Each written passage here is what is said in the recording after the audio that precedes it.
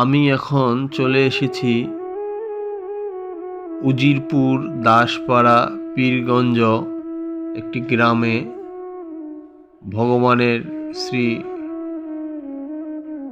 নাম কীর্তন অনুষ্ঠানে কীর্তনিয়া শ্রী নয়নানন্দ দাস নয়নের কণ্ঠে আপনারা কীর্তনটি শুনছেন।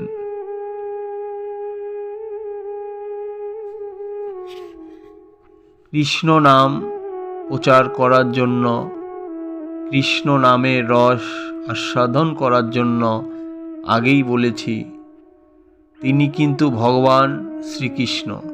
তিনি আমাদের শিখিয়ে দিয়ে গিয়েছিলেন যে কলিযুগে কোনো পূজা পার্বণ নয়, যজ্ঞ নয়, তপস্যাও নয়, শুধুমাত্র কৃষ্ণ নাম করেই সমস্ত জীবকুলকে উদ্ধার হয়ে যেতে পারে।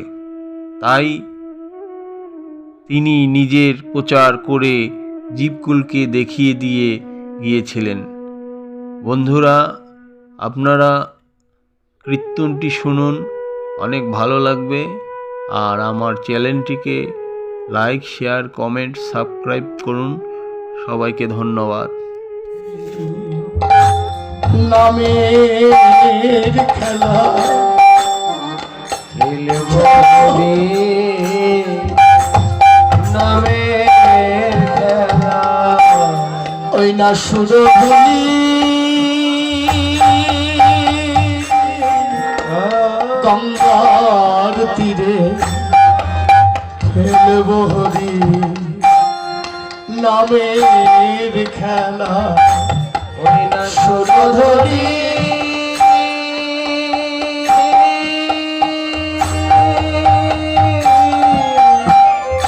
গঙ্গার কোলে খেলব হরি নামের খেলা। বদনে বল হরি, বল হরি, খেলব হরি নামের খেলা।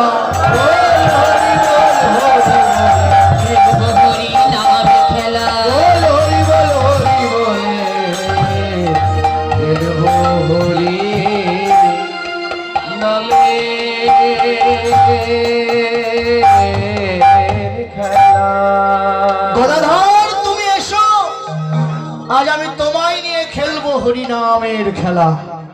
ভগবান আজকে যে খেলা খেলছেন হরিনামের খেলা, যে খেলা ভগবান কোন যুগে খেলেনি।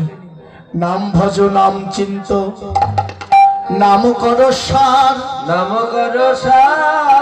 অনন্ত কৃষ্ণের নাম মহিমায়ত, যেই নাম সেই কৃষ্ণ তোমরা ভজ নিষ্ঠা করি। নামের সহিত আছে আপনি শ্রী হরি। তাই গৌর হরি বল, শ্রী হরি। যেই নাম সেই কৃষ্ণ, নাম নামই অভেদ। যেমন আমাদের প্রত্যেকের নাম আছে, নাম ধরে দেই না, ঠিক তেমনি আমার ভগবানেরও নাম ধরে রাখতে হয়। যেই নাম সেই কৃষ্ণ। আবার বললেন, একবার নাম নিলে জীবের যত পাপ হরে। জীবের কি সাধ্য আছে তত পাপ করি। একবার হরিনাম করলে জীবনের যত পাপ বিনষ্ট হয়। একজন মানুষ সারা জীবনে এত পাপ করতে পারে। যে একবার হরিনাম করলে জীবনের যত পাপ বিনষ্ট হবে, একজন মানুষ সারা জীবনে। এখন দেখো, বাংলাদেশে প্রত্যেক গ্রামে গ্রামে হরিবাসর হয়, হরিনাম হয়। প্রত্যেক গ্রামে গ্রামে, প্রত্যেক বাড়ি বাড়ি হরিনাম হয়। খোল করতাল নিয়ে উচ্চস্বরে আমরা হরিনাম করি। আমরা কীর্তনিয়া যারা সারা বছরে বাড়ি থাকার সময় পাই না, এত কীর্তন হয়। তাহলে একবার হরিনাম করলে জীবনের যত পাপ বিনষ্ট হয়, একজন মানুষ সারা জীবনে এত পাপ করতে পারে না। তাহলে এত হরিবাস হচ্ছে বাংলাদেশে, এত কীর্তন হচ্ছে, পৃথিবীতে তো পাপ বলে কোনো কিছু থাকার কথা না, কি বলেন? এত হরিবাস, এত কীর্তন, তাহলে তো পৃথিবীতে পাপ বলে কোনো কিছু থাকে। আজকে এখানে যতগুলো ভক্ত আছেন, আমার দাদারা, দিদিরা, বাবাজিরা, মাতাজিরা, যে কেউ একজন বলুন তো যে আমার একটা পাপও নাই। কেউ আমরা বলতে পারি? পারি না, আমিও পারি না। আমরা বলতে পারি না জোর গলায় যে আমি একটা পাপও করিনি। কেন? তাহলে শাস্ত্র মিথ্যা হয়ে গেল। শাস্ত্রে বললেন একবার হরিনাম করলে যত পাপ বিনষ্ট হয়, একজন মানুষ সারা জীবনে এত পাপ করতে পারে না। তাহলে এত হরিবাস করে, এত কীর্তন করে আমরা তবুও বলতে পারি না যে আমার একটা পাপও নেই। তাহলে আমরা না পারছি না। বললেন কোটি জন্ম করে যদি হরি নাম সংকীর্তন, তথাপিও না পায় ব্রজের ব্রজেন্দ্র নন্দন। কোটি কোটি জন্ম হরি নাম করলেও ব্রজেন্দ্র নন্দন কৃষ্ণের করুণা লাভ করা যায় না। আবার একবার হরি নাম করলে ভগবানের করুণা লাভ করা যায়। তাহলে পার্থক্যটা কোথায় আছে? কিছু ত্রুটি, কিছু ভুল, কিছু তো আছেই, যার কারণে হরিনামে আমাদের ক্রিয়া হচ্ছে না। যেমন হরিবাসর হচ্ছে না, এই হরিবাসরে কিন্তু তিনটি জায়গা থাকে। বলুন তো তিন জায়গা কেমন? এক হলো কমিটি, আর এক হচ্ছে কীর্তনিয়া দল, আর এক হচ্ছে ভক্তবৃন্দ। কমিটি যদি হরিবাসরের আয়োজন না করে তাহলে হরিবাসর হবে না। আবার ভক্তবৃন্দ যদি না আসেন তাহলেও হরিবাসর হবে না। কীর্তনিয়া দল যদি না আসে তাহলেও হবে না। একটা হরিবাসরের এই তিনটি হচ্ছে প্রধান জায়গা। এই তিন জায়গাতেই কিন্তু আমাদের ত্রুটি আছে। এই যে ছোট ভাইরা গল্প করো না, কথা মন দিয়ে শুনো। এই তিন জায়গাতেই আমাদের ত্রুটি আছে, ভুল আছে, যার কারণে এত হরিবাসর হলেও আমরা পাপ মুক্ত হতে পারছি না। বলুন তো কেমন? আগে কীর্তনিয়ার কথা বলি, আগে আমার কথাটাই বলি। আমরা যারা কীর্তনিয়া আছি, হরিভক্তি বিলাসে বললেন যে মুখে কটু কথা বলে, যে মুখে কুখাদ্য গ্রহণ করে, সেই মুখে কোটি কোটি বার হরি নামে কৃপা হবে না, ক্রিয়া হবে না। এখন বাংলাদেশে খুঁজে দেখবেন 100টার মধ্যে একটা কীর্তনিয়া বিশুদ্ধ পাওয়া যাবে কিনা। হরিবাসর হচ্ছে ঠিক, কিন্তু বিশুদ্ধ ভাবে হচ্ছে না। এখন যদি কীর্তনিয়া এক জায়গায় বায়না নেয় 20,000, আর এক জায়গায় 50,000 হলে এখানে আসবে না, সেখানে চলে যাবে, সেখানে চলে যাবে। বলুন তো কেন? ব্যবসা তো, তাই যেতেই হবে। যেখানে টাকা বেশি সেখানে যাব। তার মানে আমরা কেউ ধর্ম করছি না, ব্যবসা করছি। এবার কীর্তনিয়ার কথা বুঝতে তো পারলেন যে কেন হরিনামের ক্রিয়া হয় না। এবার বলি কমিটির কথা। কমিটির দাদারা হরিবাসর আয়োজন করে, কিছু কিছু এগুলো আমার নিজের অভিজ্ঞতার কথা বলছি। কিছু কিছু কমিটি দেখা যায় হরিবাসর শেষে বাজারে গিয়ে চা স্টলে গল্প হয়। আশেপাশের গ্রামের দাদারা সব আসে, বাজারে গল্প হয়। দাদা এবার হরিবাসর কেমন হলো গো তোমাদের গ্রামে? কেন তুমি যাওনি? বলে না দাদা আমার যাওয়ার সময় হয়নি, আমি জমি জমা কাজবাজ দিয়ে অনেক ব্যস্ত ছিলাম, আমি যেতে পারিনি, খুব ঝামেলা ছিল। বলে দাদা এবার যা কীর্তন হয়েছে আর যা ভক্তবৃন্দ হয়েছে, আমরা নয়নানন্দ দাসকে এনেছিলাম, আর এত যা ভক্ত হলো, আমরা 100 মণ চালের পোলোয়া করে আমরা ভক্তবৃন্দকে খাইয়েছি। বুঝতে তো পারছেন আমি কি বলছি? মানে হরিবাসরে যা কিছু সঞ্চয় করলেন সব গিয়ে চা স্টলে দিয়ে আসলেন। মানে আমরা এতগুলো মানুষকে খাইয়েছি, আমরা 100 মণ চাল খরচ করেছি, আমরা 50,000 টাকা দিয়ে কীর্তনে এনেছি, তাই মনে হয় এলাকার মধ্যে আমাদের কীর্তন শ্রেষ্ঠ কীর্তন। হরিবাসর করেছি ঠিক, কিন্তু তবুও ভিতরে অহংকার। তাহলে হরিনামের ক্রিয়া কি করে হবে? এইবার বলি ভক্তদের কথা। যারা কীর্তন শুনতে আসে সবাই তো আর রসিক ভক্ত হয় না। কীর্তন রসে সবাই ভাসে না। কীর্তন শুনতে এসে দেখবেন গল্প করছে, বিভিন্ন কথা আসরে বসে বলছে, আবার মোবাইল দিয়ে আসরে বসে গেম খেলছে, না হলে মোবাইলে মেসেঞ্জারে চ্যাটিং করছে, না হলে আসরে বসে বাদাম খাচ্ছে, তাহলে হরিনামের ক্রিয়া হবে কি করে?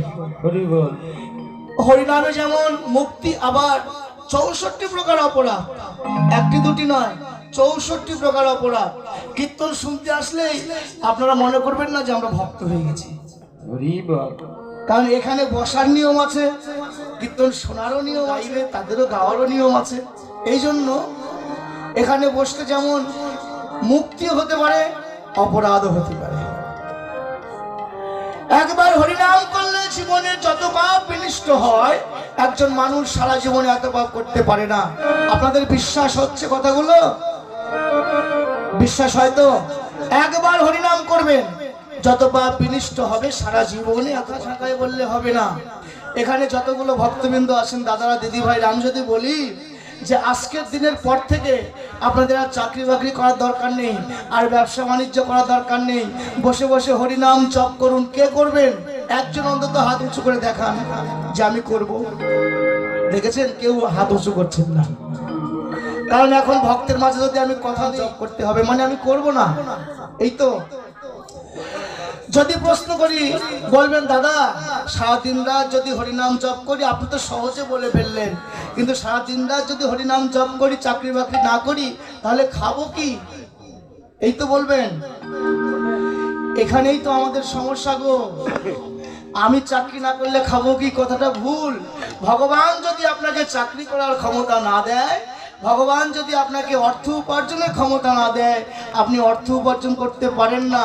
ভগবান যদি না দেয়, আপনি খেতে পাবেন না।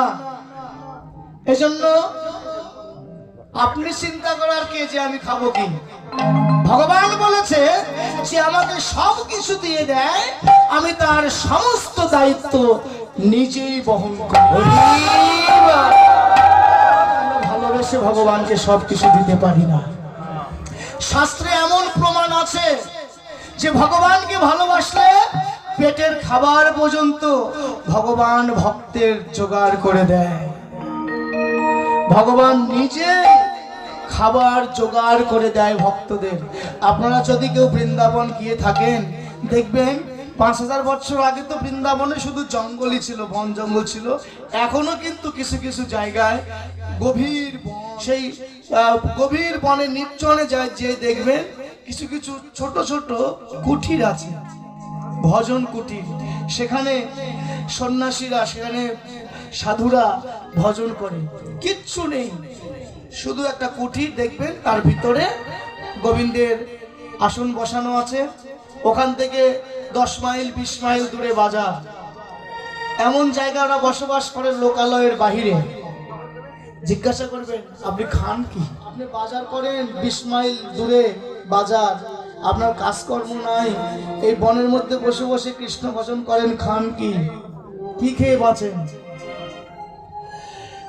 একবার যদি কেউ যান বৃন্দাবনে, সাধুদেরকে জিজ্ঞাসা করবেন, দেখবেন তারা কি উত্তর দেয়। বাবা এখনো খাওয়া দাওয়া নিয়ে পড়ে আছো? তোমরা এখনো খাওয়া দাওয়া নিয়ে পড়ে আছো? এখনো টাকা পয়সা নিয়ে পড়ে আছো?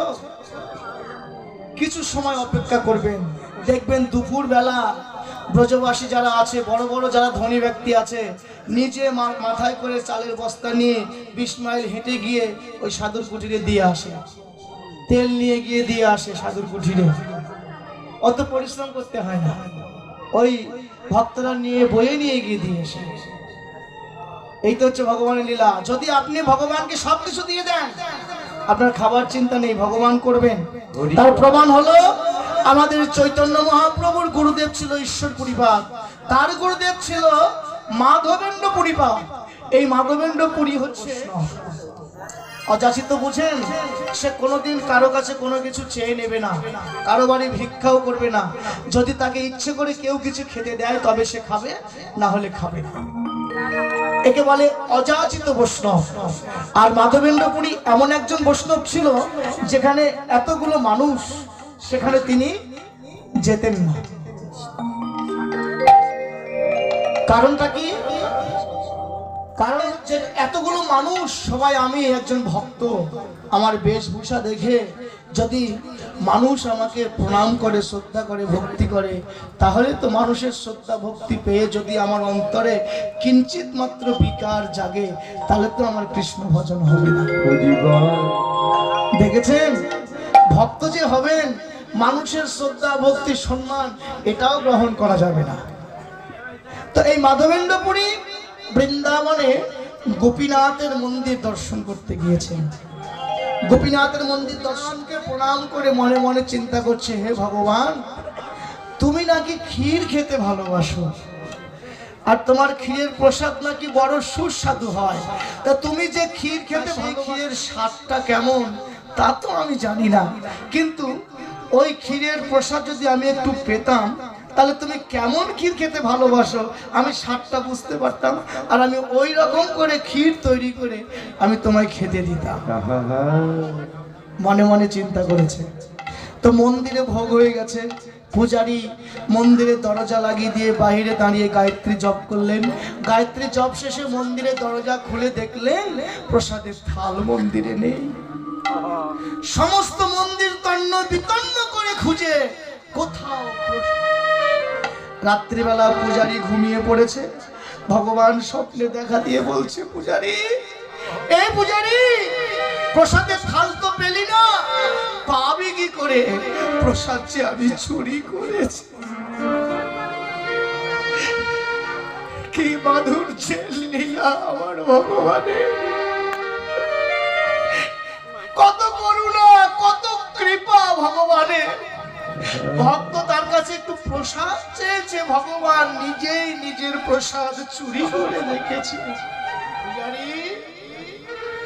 মাধবেন্দ্রপুরী নামে আমার একজন ভক্ত,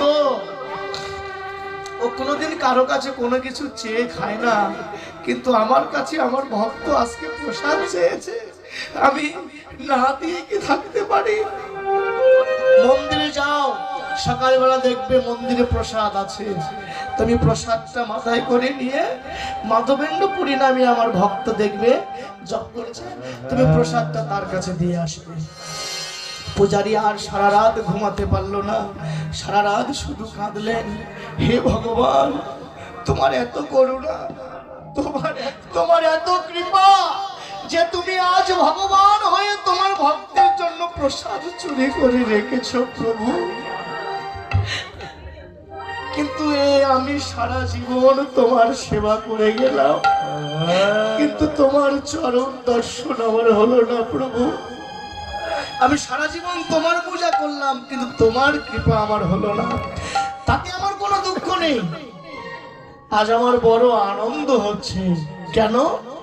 আমি সারা জীবন তোমার সেবা করে তোমার চরণ পাই বা না পাই, কিন্তু আজ তুমি ভগবান হয়ে যে ভক্তের জন্য প্রসাদ, আমি সেই ভক্তের চরণ তো পাবো।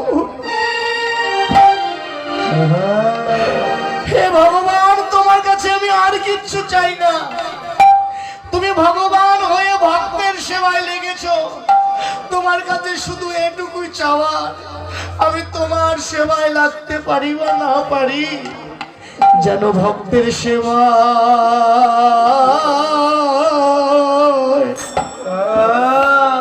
আমি লাগিতে পারি। যেন ভক্তের সেবা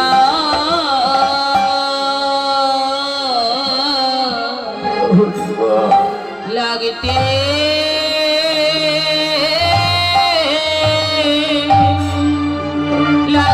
পারি।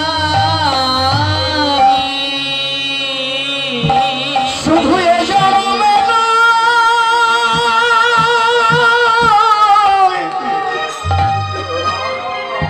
এ জন্মে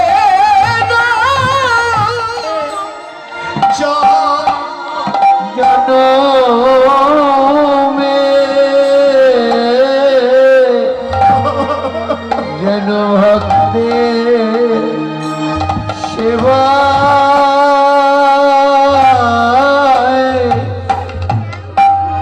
আমি লাগিতে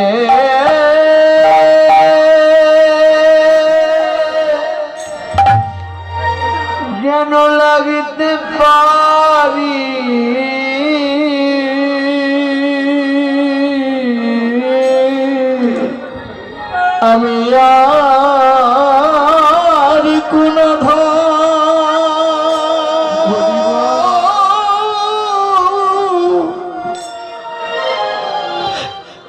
আর কোন যেন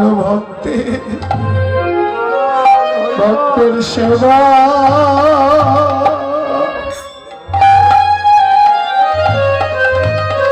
আমি লাগিতে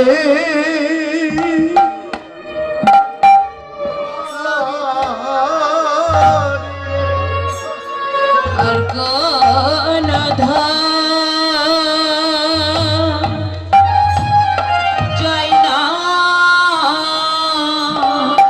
চাই না হরি ভক্তে সেবা লাগতে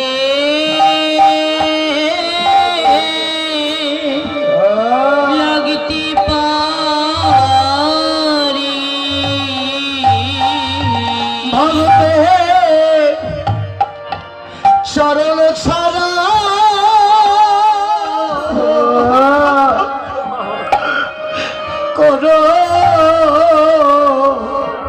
করো নাই ভক্তে চরণ ছাড়া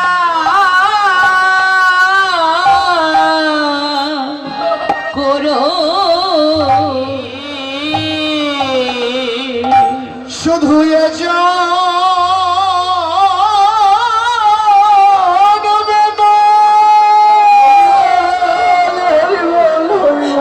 জনমে জনমে ভক্তের চরণ ছাড়া আমায় করো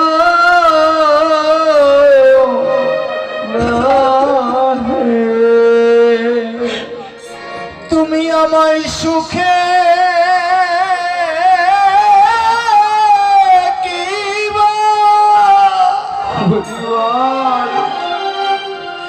প্রভু হে দুঃখে রাখো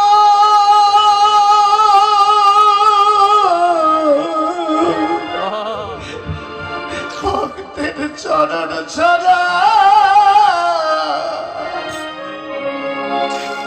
আমায় করো না সুখে কিংবা দুঃখে দুঃখে রাখো ভক্তের চরণ ছাড়া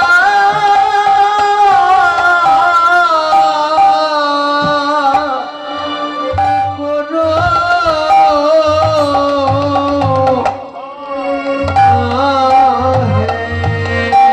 শুধু এ জন্মে নয় জন্মে জন্মে ভক্তের সবাই হরিবল হরিবল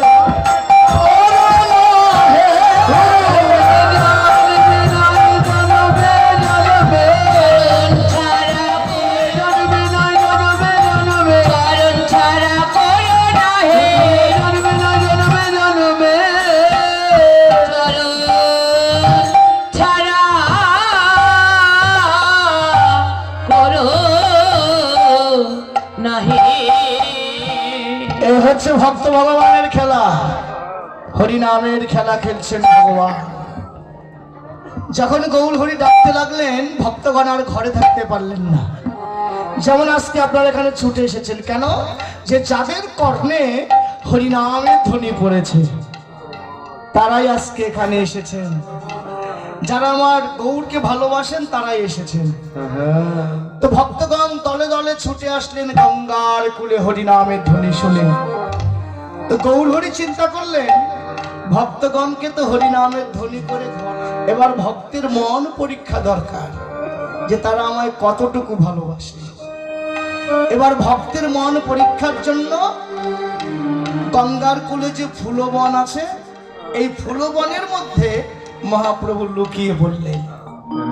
যখন লুকিয়ে পড়লেন, ভক্তগণ গঙ্গার কূলে এসে আর গৌরকে দেখতে পাচ্ছে না। যখন গৌরকে দেখতে পাচ্ছে তো অপর ভক্তের গলা জড়িয়ে ধরে কাঁদছে। ভক্তগণ, আজ আমরা যার জন্য এই গভীর রজনীতে আপন আপন সুখ জলাঞ্জলি দিয়ে যার এখানে এসেছি, কই তাকে তো দেখতে পাচ্ছি না। তোমরা কি দেখেছো? তোমরা কি জানো গৌরাঙ্গ কই হে? গৌরাঙ্গ কই হে?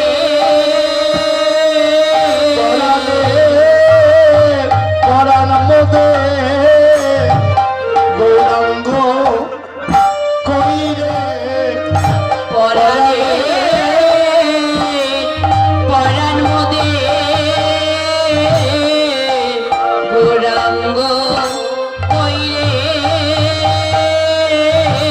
আমরা আর কি দেখতে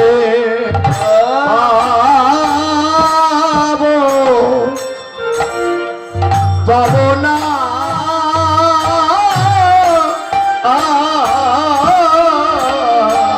আর কি দেখতে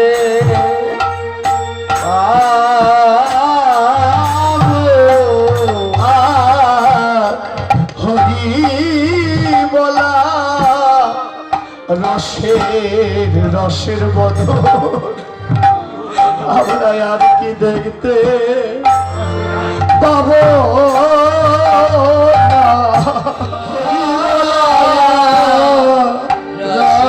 রসের বদল আর কি দেখতে পাবো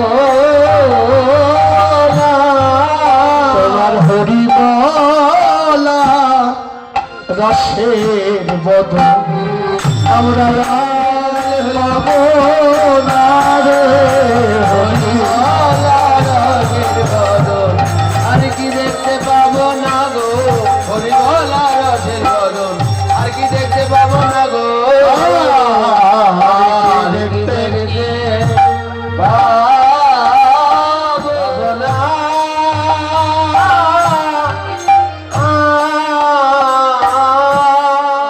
ভগবান কোথায় থাকেন, কত দূরে থাকেন, হয়তোবা মহাশূন্যের উপরে কোথায় যে থাকেন আমরা জানি না।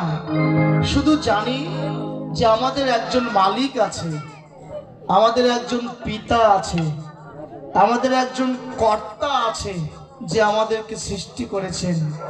কিন্তু তিনি কোথায় থাকেন আমরা কিন্তু তা জানি না, শুধু শুনেছি যে তিনি নাকি বৈকুণ্ঠে থাকেন, শুনেছি তিনি নাকি গোলক বৃন্দাবনে থাকেন, শুনেছি তিনি নাকি, কিন্তু প্রকৃত তিনি যে কোথায় থাকেন আমরা কেউ তাকে দেখতে পাই না।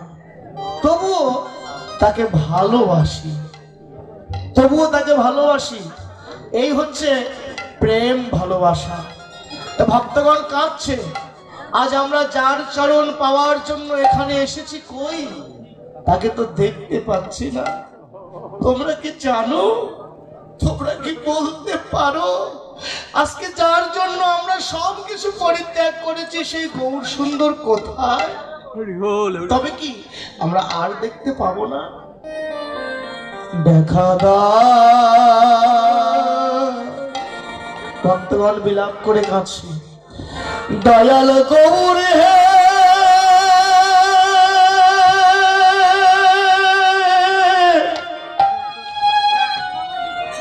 দেখা দাও।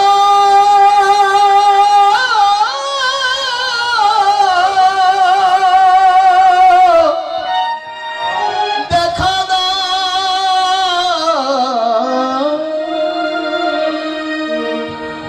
দয়াল গৌর হে, শুনে পতিতে পাবো। শুনেছি তুমি নাকি কাঙ্গালের ঠাকুর, শুনেছি তুমি নাকি অদিনের বন্ধু। এই বিশ্ব ভুবনে যার আপন বলতে কেউ নাই প্রভু, তার নাকি তুমি একমাত্র পরম বান্ধব। তাই বান্ধব বলে আমরা সব কিছু ফেলে তোমার চরণ পাবো বলে এসেছি। দেখা দাও, তুমি যদি দেখা না দাও, একবার যখন ঘর ছেড়ে এসেছি আর ঘরে ফিরে যাব না। তুমি যদি দেখা না দাও, সুরধনী গঙ্গার জলে হা গৌর বলে আমরা আমাদের প্রাণ বিসর্জন দিব, আর ঘরে ফিরে যাব না। ভগবান সব সইতে পারে, দুটি জিনিস সইতে পারে না গো। একটা হচ্ছে মানুষের মনে অহংকার। কেউ যদি অহংকার করে, ভগবান দর্পহারী হয়ে সেই অহংকারীর অহংকার ভেঙ্গে চূর্ণ বিচূর্ণ করে ফেলে। আবার সইতে পারে না কি জানো? সইতে পারে না ভক্তের কান্না। কোন ভক্ত যদি আকুল প্রাণে ব্যাকুল হয়ে যদি একবার বলে কাঁদতে পারে, ভগবান আর দূরে থাকতে পারে না, ভগবান আর লুকিয়ে থাকতে পারে না। ভক্তের কাঁদা সইতে না পেরে ভগবান ভক্তের মাঝে এসে দেখা দিলেন। যখন ভক্তের মাঝে দেখা দিলেন, সকল ভক্তগণ গৌরের চতুর্পার্শ্বে ঘিরে দাঁড়ালেন। চতুর্দিকে ঘিরে দাঁড়ালেন, দাঁড়িয়ে বললেন, গৌর হে, আর কাঁদায়ও না। আমরা তোমার কাছে এসেছি কেন? যে বৃন্দাবন লীলা রস আস্বাদন করবো বলে। তাই তুমি কৃপা করে আমাদের বৃন্দাবনের লীলাকে আস্বাদন করা। আমরা শ্রীমদ্ ভাগবতে ভগবানের রাসলীলা আস্বাদন করেছি, ব্রহ্মবৈবর্ত পুরাণে রাসলীলা আস্বাদন করেছি, কিন্তু আমার চৈতন্য মহাপ্রভু কিভাবে রাসলীলা করছে তালে গোরা সুমেলু করিয়া, তালে গোরা সুমেলু করিয়া, তার মাঝে নাচে গোরা জয় জয় দিয়া, তার মাঝে নাচে গোরা জয় জয় দিয়া, তার মাঝে নাচে গোরা জয় জয় দিয়া, তার মাঝে নাচে গোরা জয় জয় দিয়া। আমার গৌরাঙ্গ নাচে রে, গৌরাঙ্গ নাচে রে, গৌরাঙ্গ নাচে রে, আমার গৌরাঙ্গ নাচে রে, হরি হরি হরি নাচে রে, হরি হরি হরি বলে গৌরাঙ্গ নাচে রে। বল হরি বলে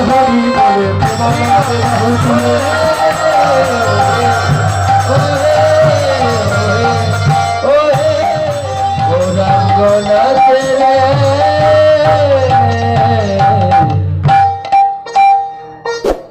গঙ্গার কূলে রাসলীলা আরম্ভ হয়ে গেল নবদ্বীপে।